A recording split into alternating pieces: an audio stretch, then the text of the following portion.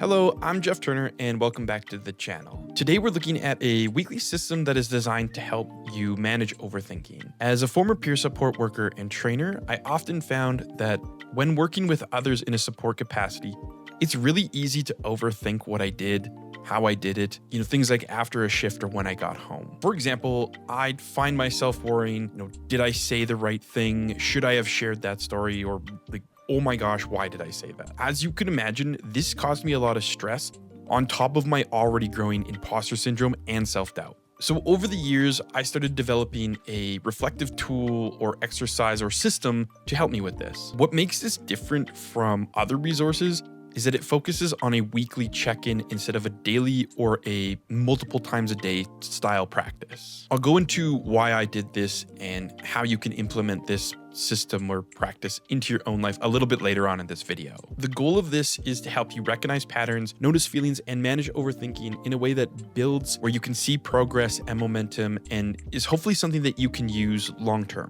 Before we begin, I want to point out that you don't need to be a frontline worker or support people professionally to get value from this. And if you do work on the front lines, this tool doesn't replace things like debriefs or supervision or therapy. And as always, meet yourself where you're at.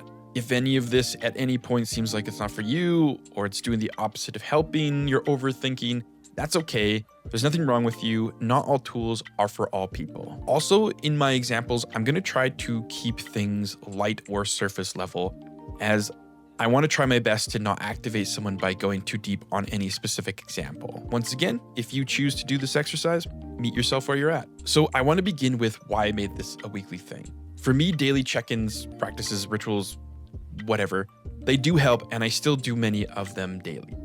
But for my overthinking mind, I often find they keep the negative thinking loop active, or they have sometimes the adverse effect from stopping negative thinking, and they actually contribute to more of it. Now, if you're unfamiliar with negative thinking, a very quick overview of how it works. Think of it as your mind circling the same thoughts or questions without moving towards closure. Checking in every single day, that repetition can turn into what I have called chasing shiny object syndrome. That's where I'll switch tools or I'll switch plans, hoping that the next one will finally bring me some sort of resolution or calm.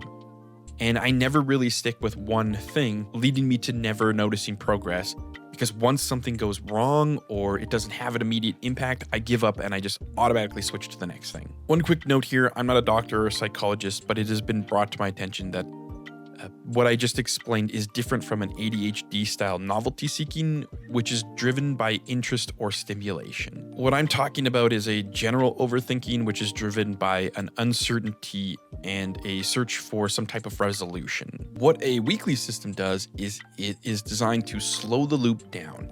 It gives your mind space to gather experiences, then step back and look at the week as a whole. Instead of trying to change everything or chase everything, you focus on the things that mattered, what helped that week, and what deserves your energy for the next week. Plus, once you start getting the hang of this, my favorite part is that it doesn't take a lot of time and it avoids making this feel like homework. For me, this usually takes about 10 to 20 minutes once per week. All right, with that out of the way, let's jump into the 4 steps of the system. So step 1, we're going to focus on turning tough moments into lessons. As mentioned before, overthinking usually spikes when your brain is hunting for certainty or it's replaying what went wrong in hopes of fixing the open loop or trying to resolve the problem that you had. Where this makes it difficult is you're not actually solving anything.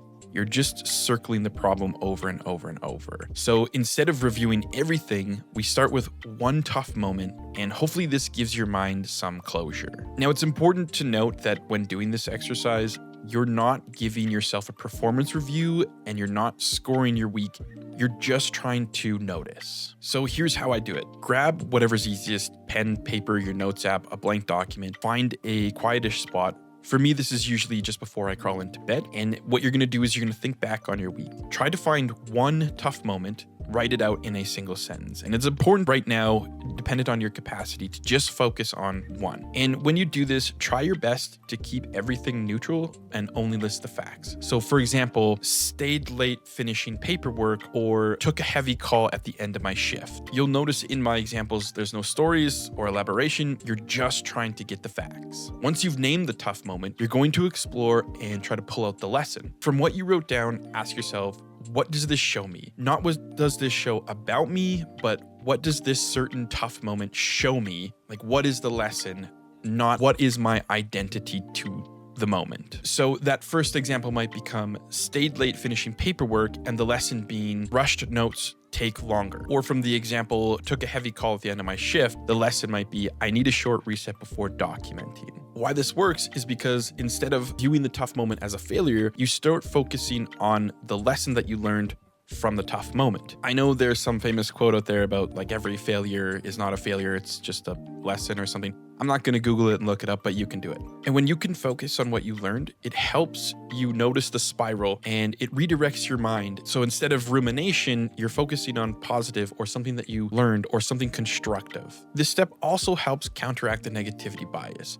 Our brains have the tendency to remember the misses and the mistakes more than anything else. But when you can remember the lessons, it shows you the progress. And over time, this builds self-trust. You're not really trying to convince yourself that you're doing okay. You're literally showing yourself that you're doing okay. And that sets up everything that comes next. So when you can spot the lessons, it becomes easier to notice the strengths and the patterns down the road. Which brings us to step number 2, looking for the wins. This step helps your brain rebalance the story of your week.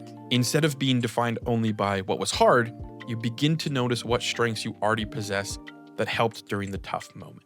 The best part is that these don't need to be big wins or massive achievements. Most of the time, the smallest behaviors carry the most weight. Here's how to notice wins. So continue using the same method you started with, pen, paper, document, whatever, and return to the moment you wrote out in step 1. Look at the situation and then try to zoom out. Name 3 to 5 small wins that were already there. Not things you're gonna make up. This isn't like a false positivity things. You're gonna try to literally notice what was there. So for example, if your tough moment was you stayed late to finish paperwork, your wins might be, I still completed everything accurately. Another win might be, I asked one teammate a clarifying question instead of guessing, or I kept my tone steady even though I felt rushed. For the example of the tough moment being, took a heavy call at the end of my shift, the wins might be, I stayed present for the caller even though I was tired, or I paused before responding and didn't rush them, or I reached out to a coworker afterwards. Continuing on with the negativity bias, why this step works is it counters that negativity bias. As mentioned before, your brain naturally highlights what was difficult. Looking for wins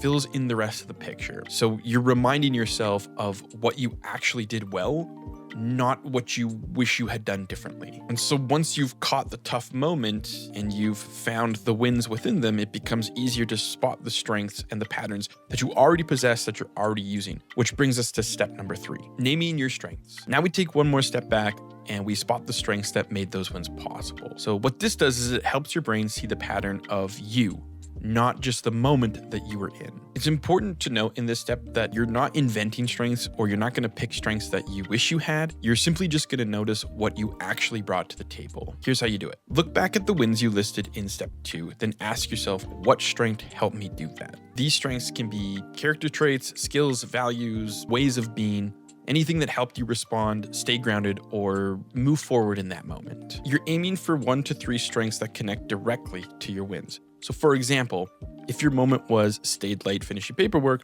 one of your wins was I completed everything accurately, the strength might be strong attention to detail. If the moment was took a heavy call at the end of my shift, and the win was I asked a teammate for clarifying questions, the strength might be collaboration. Why this works is because it helps shift your identity. You stop being defined only by what happened and start being defined by who you actually were. It also reinforces capacity because you're strengthening the foundation that we'll use moving forward, thus building the internal safety. When you can clearly see your strengths, overthinking starts to lose its urgency. All right, so that's it for step 3. We're now going to move on to step 4, which is choosing next week's focus. By now, you've gathered the 3 important pieces of awareness. You have the lesson from a tough moment, the wins that were already there, and the strengths that carried you through. In this step, step 4, we're going to choose one focus that helps you carry all of that forward. Keep in mind, this isn't a full plan or a list of fixes. It's just how you're going to take all of that and build momentum so that you can use it week to week. So here's how you do it. You're going to look back at the strengths, the wins, and the lessons that you wrote down. Then you're going to ask yourself, what's one thing or one direction that would support me for the following week? Now, I just want to point out that this step can get overwhelming. So try to pick just one thing that you're going to use to move forward into next week. If you need help doing this, for me, it really helps when I pick what feels the most supportive right now. This is important because it helps you determine what you need versus what you want. And if you choose too many things, it can lead to that shiny object syndrome again. So keeping with the same examples we had before, from the paperwork example, the lesson is rushed notes take longer later. I stayed accurate was the win. The strength is attention to detail, and a possible focus for next week might be give myself a little more space around documentation, whatever that looks like to you. From the heavy call example, the lesson is I need a short rest before documenting. The win was I paused and stayed present. The strength is compassion or thoughtfulness, and a possible focus might be protect 2 minutes of breathing space after a tough call, or whatever that looks like to you. Probably my favorite part about step 4 is I feel like it reduces the overwhelm. You're choosing a direction and you're not trying to create a to-do list. Also builds continuity. For me, the weeks stop feeling separate and they stop feeling scattered and they start becoming a part of a larger pattern that feels like I personally am learning, growing, building on, and having control to direct. Also, it honors your strengths. Your focus grows from what's already working, not from what you think needs fixing. So that's the system. It's a simple weekly check-in. I don't have a name for it yet. When I get a catchy name, maybe I'll give the system a name. But over time, I think that this helps overthinking lose its grip because you're no longer carrying the whole week around or tough moments around in your head. But what do you think? How do you manage your overthinking? And if you want more on personal wellness or peer support tools, check out another video by clicking one of the 2 boxes that you see on the screen here. Remember to like and subscribe if you like this video, if you want to see more, and I will see you in the next video. I'm Jeff Turner. Remember to take care of yourself however that looks to you.